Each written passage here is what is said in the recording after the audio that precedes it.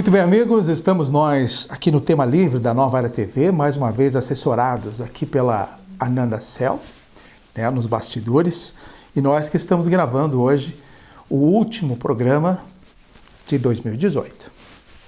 Queremos ainda 2019 ter várias contemplações ainda neste campo e não deixar esta parceria aqui com a Nova Era TV, que a gente já mantém há pelo menos uns 15 anos por baixo, mais ou menos isso.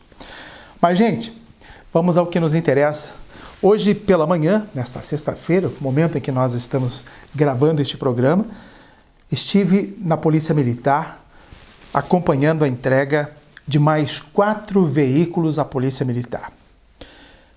O que realmente tem de importante nesse fato? Olha, eu estou para ver um município como Lages ter parcerias tão significativas junto à segurança pública. E somente este ano, se eu não me engano, foram 8 ou 10 veículos repassados pelo poder público, eu digo mais a Prefeitura Municipal, através desses convênios, ajustados com a Polícia Militar de Santa Catarina. E hoje, observando melhor dentro do batalhão, no 6º BPM, a gente percebe o número de veículos da Polícia Militar estacionados, todos eles ao redor do batalhão, e dá para sentir que a Polícia Militar de Lages está muito bem aparelhada, pelo menos em termos de veículos. Semana passada foi entregue mais um, há uns dias atrás outro, e agora mais 4. Então, nesses 30 dias, basicamente, atrás, até hoje, são 6 novos veículos. E eu digo mais, o aparelhamento da Polícia Militar de Santa Catarina é um dever do Estado. Mas o município, através de parcerias, acaba também ajudando e muito no aparelhamento da Polícia Militar.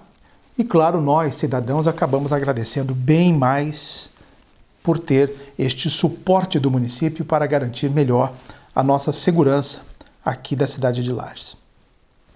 Parabéns à Polícia Militar. Um detalhe, inclusive, 3 soldados foram contemplados com premiações por terem atendido em 6 meses 1.057 ocorrências. Então, eles participaram efetivamente dessas 1.057 ocorrências em apenas 6 meses aqui no município de Lages e foram premiados, inclusive com os seus familiares.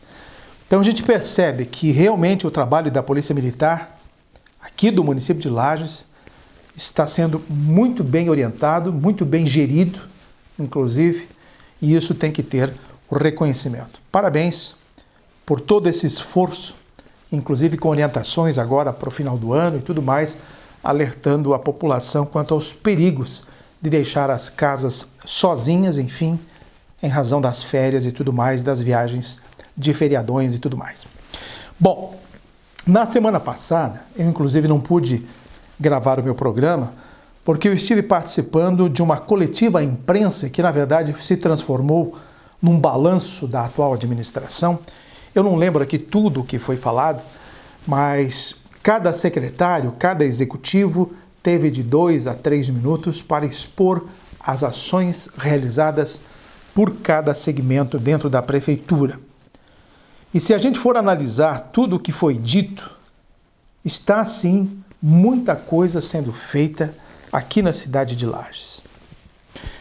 E a gente, andando na rua, acaba não percebendo isso tudo porque há uma contradição entre o que a prefeitura diz que está fazendo, e inclusive provando. A gente percebe que as obras estão sendo executadas uma mais uma e outra, e assim por diante, seguidamente aqui no município de Lages. As ações do município estão acontecendo. Mas na rua a população diz que não está vendo nada. Então alguma coisa está faltando exatamente para que esta visibilidade das ações do município chegue realmente aos olhos da população. Logicamente, nós temos alguns segmentos da imprensa que também não enxergam nada disso e acabam batendo. E o que acontece? A população acredita e hoje, então, a Prefeitura do município de Lages está praticamente desacreditada no âmbito municipal. Mas são coisas. Também, tirando já essas questões, uma específica questão referente ao binário que será implantado a partir do dia 5 de janeiro, aqui na Frei Gabriel e na Caetano Vieira da Costa, até a Dom Pedro II e tudo mais. Muita contrariedade também com relação a esta mudança no trânsito da cidade de Lages, e a gente quer crer que estes atos da administração municipal envolvendo o trânsito, eles têm um embasamento através de estudos técnicos e não são feitas assim essas mudanças de uma hora para outra ou sem nenhum pensamento ou sem nenhum projeto antecipado. A gente percebe a resistência por parte da comunidade quanto a essas mudanças e as reclamações são geradas uma atrás da outra. Só para citar o exemplo, quando fizeram aqui a Humberto de Campos e quando decidiram fazer um espaço para as bicicletas, houve muita reclamação da comunidade, ou pelo menos dos comerciantes, dizendo que poderiam perder os seus clientes porque a ciclovia poderia tirar os estacionamentos, e tirou os estacionamentos mesmo assim, e foi uma onda de reclamações, mas mesmo assim o poder público bancou, e hoje está ali uma bela via a Humberto de Campos, com todo o aparato de estrutura, tanto para ciclistas, pedestres e também os motoristas. Quando foi transformada aqui a Duque de Caxias, também, bem pertinho aqui da Nova Era TV, em direção ao batalhão, seja como for, o contorno é só lá perto do batalhão, lá junto a 282, né? E aí então houve uma série de reclamações porque a distância para fazer esse contorno era muito complicada e as explicações foram tantas porque a gente sentia o número de acidentes e você precisava fazer contornos em cada quadra aqui na Duque de Caxias no passado e sempre aconteciam os acidentes e tudo mais. Ela é uma via rápida de escoamento e também de entrada principal aqui do município de Lages. Hoje ninguém mais reclama. Só ir até o viaduto aqui perto do batalhão, fazer o contorno e voltar, né? E assim por diante. Agora mais esta modificação na Frei Gabriel e na Caetano Vieira da Costa está causando também uma grande polêmica. Se você passar por ali na Frei Gabriel, estão os avisos das pessoas, não a esta mudança, não ao binário, não concordo com o binário e tudo mais. Mas, gente, a cidade de Lages, hoje, por baixo, tem aí 170 mil habitantes. A cidade precisa também se adequar a essas transformações do seu crescimento e nós sabemos que o número de veículos na cidade de Lages também é muito grande e se não forem feitas algumas alterações com essas ideias futuristas, a cidade de Lages irá realmente se complicar muito no quesito trânsito e no quesito acessibilidade de veículos. Então, vamos deixar para que a gente possa ter uma avaliação mais ampla depois que isso for implantado, até porque a Prefeitura Municipal disse o seguinte: depois de 3 meses nós vamos fazer uma avaliação segura de como é que está funcionando este binário e se realmente ele não tenha ocasionado a satisfação geral e não tenha atingido os objetivos, nós poderemos recuar e voltar tudo como era antes. Então vamos dar um crédito a esta medida técnica que está hoje o Diretran executando aqui no município de Lages com relação ao trânsito. Eu tenho dito, inclusive, em vários comentários, de que a cidade de Lages precisa muito mais mudanças no trânsito, inclusive com a implantação de um número significativo de rotatórias, mas quando a gente pensa que vai ter uma rotatória, lá está implantado mais um semáforo. E são os semáforos que realmente trancam a cidade de Lages, porque você anda uma quadra, na outra já tem que parar. Anda outra quadra e já vai tendo que parar. Não existe hoje ainda, embora esteja sendo implantado um sistema de sincronismo, que ainda não está funcionando aqui na cidade de Lages, o trânsito é travado especificamente pelo exagerado número de semáforos aqui da nossa cidade, né? Aqui na própria Duque de Caxias, como você tem um viaduto lá perto do batalhão, por que não tem uma grande rotatória aqui na Belisário Ramos com a Duque de Caxias, né? Poderia ter aqui junto aos postos de gasolina uma grande rotatória aqui, realmente poderia ter um fluxo muito mais tranquilo por parte dos veículos, uma rotatória grande, bonita, organizada, os veículos todos cuidando, com toda a cautela e tudo mais, mas não, tá lá, semáforo, você espera 2 a 3 minutos para poder passar e assim por diante. E assim vai, a cidade inteira travada com esses benditos semáforos que poderiam ser muito bem substituídos por rotatórias. Eu sou fã da rotatória porque eu tenho acompanhado em cidades como Blumenau, Joinville, Chapecó, próprio centro de Chapecó, tiraram praticamente 80% dos semáforos e implantaram rotatórias. Cada veículo, ao chegar ao semáforo, para, que é a normativa ideal para os motoristas, para perceber o que pode seguir, ele vai. E aquilo está sempre assim, aquele contorno. Na maior tranquilidade, não acontece batida. E se acontecer é muito leve, coisa muito simples. Mas não, a cidade de Lages, a gente vê a implantação de semáforos um atrás do outro.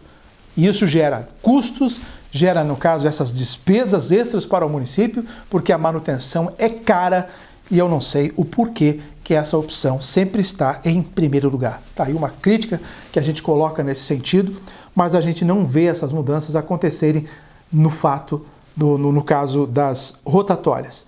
Havia, inclusive, um projeto para ser colocado a rotatória ali esqueci o nome, na São Joaquim, lá no meu bairro, inclusive no Copacabana, mas nenhuma foi colocada e hoje a São Joaquim está extremamente movimentada e o fluxo de veículos e o número de acidentes tem sido bastante grande, tá bom?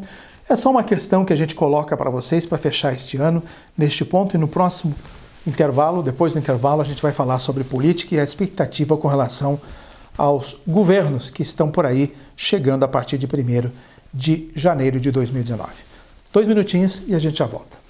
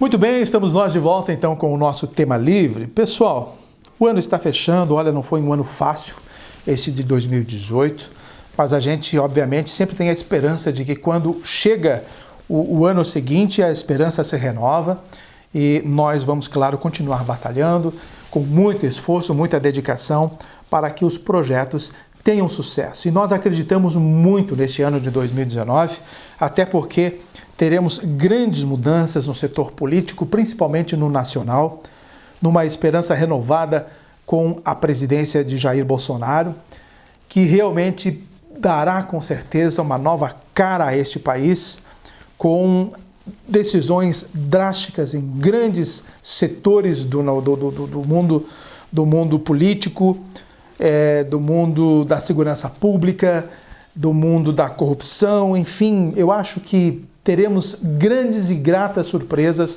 no decorrer deste mandato do novo presidente da República.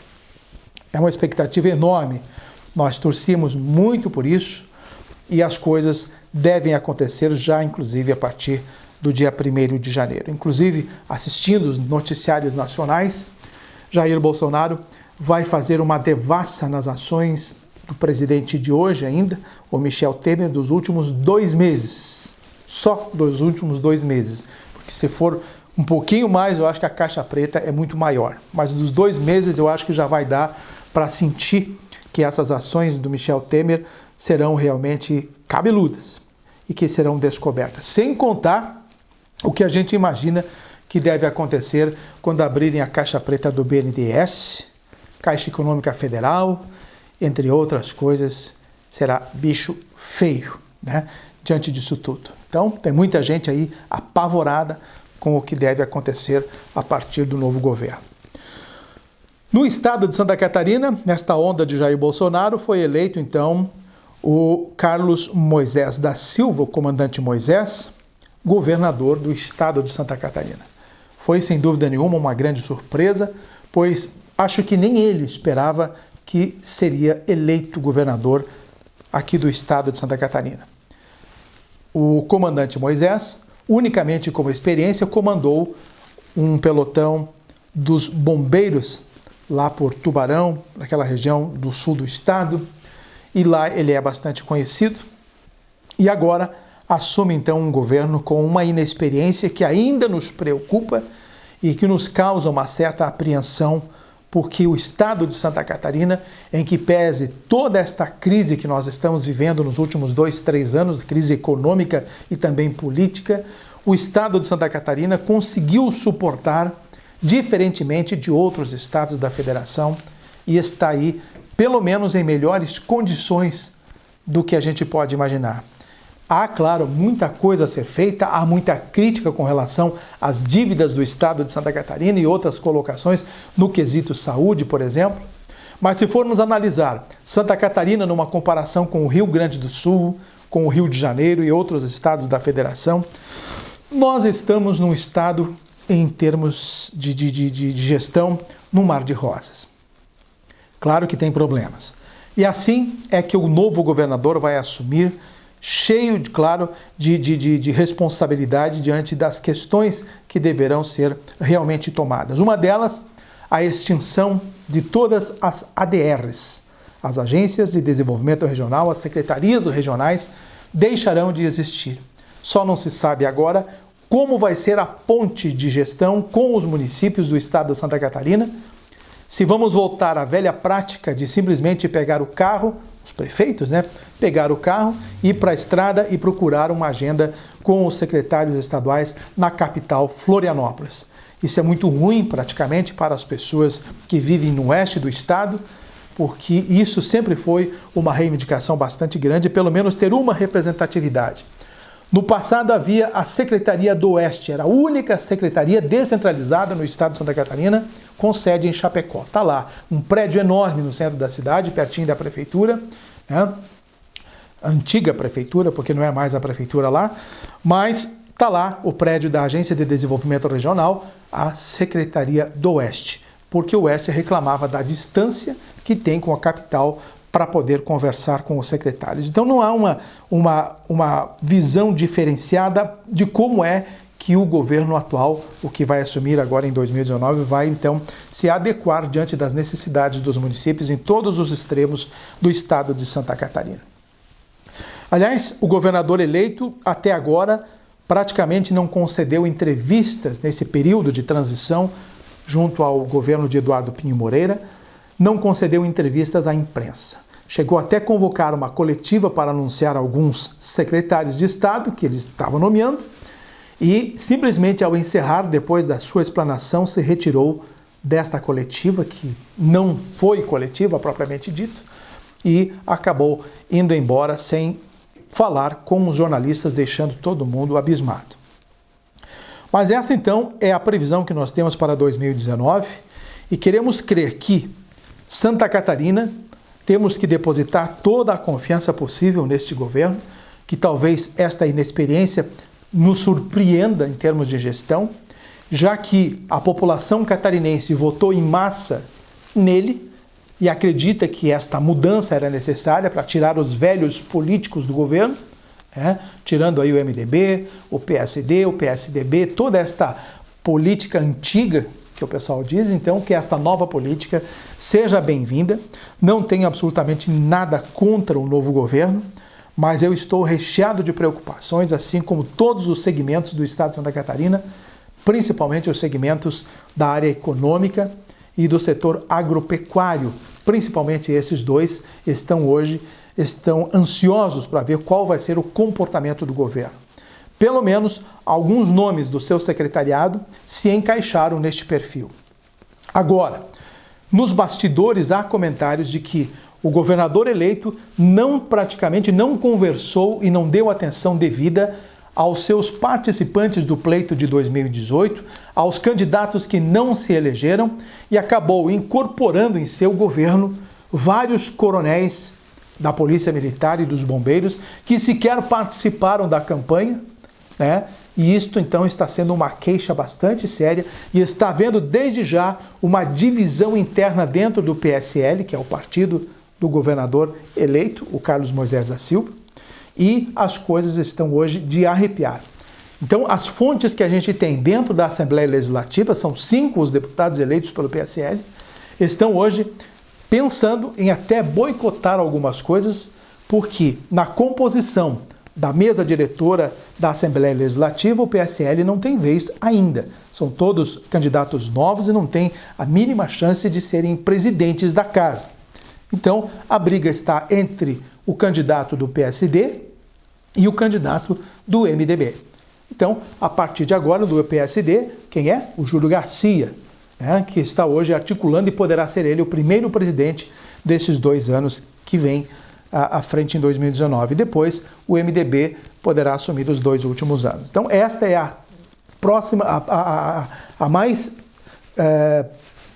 propícia composição a ser dada, então, à Assembleia Legislativa. E nisso tudo, toda essa encrenca de gestão que o comandante Bolsonaro, aliás, o comandante Moisés, que não deixa de ser também o comandante Bolsonaro, mas isso a nível nacional, mas em Santa Catarina o comandante Moisés não está tendo um jogo de cintura com os seus pares dentro do estado de Santa Catarina. Nesse ponto, em termos de jogo de cintura, ele está perdendo feio neste começo de gestão. E vai precisar nos seus pares, sim, e vai deixar para conversar quando sentir que a água está praticamente batendo em seu queixo, as coisas estão bem complicadas. Bom, para a gente fechar basicamente o nosso bate-papo de hoje, a expectativa agora vem para as eleições municipais de 2020 e assim por diante. Então, uma das questões que a gente pode colocar para vocês é que Antônio Seron não será candidato à reeleição. Ele já disse isso reiteradas vezes, já na campanha da sua atual gestão, que não quer ser candidato à reeleição.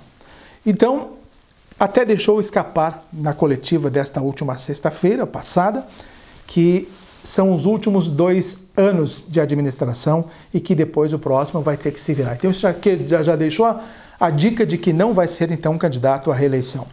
Quanto a isso, nós temos vários nomes que somente em janeiro a gente vai analisar um a um, mas existe uma propensão de que a deputada federal hoje está sendo mais cotada, a Carmen Zanotto, seja então a preferida para assumir o paço municipal, mesmo perdendo a condição de deputada federal, mesmo perdendo a nossa representatividade no Congresso.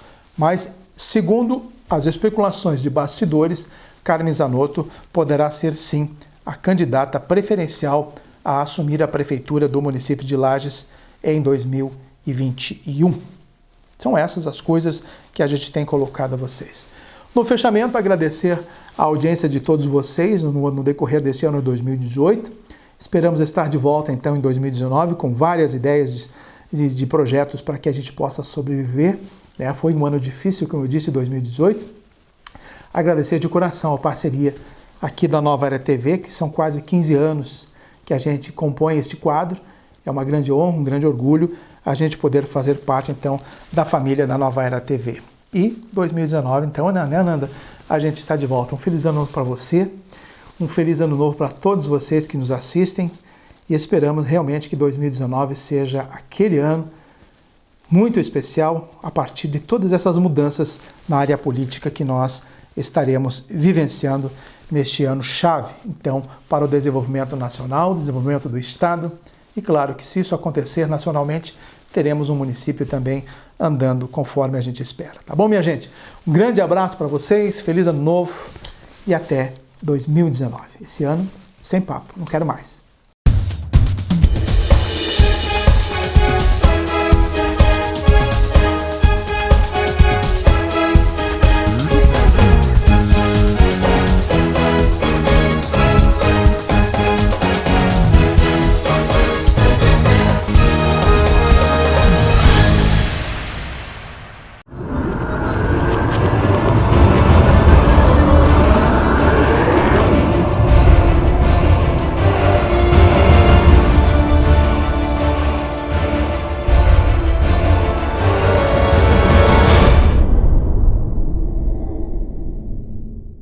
Tomar água pura é bom. Comer uma truta, isso é bom demais. É neste ambiente de água cristalina que a truta se desenvolve. A Belo Peixe produz o melhor filé de truta que você já viu.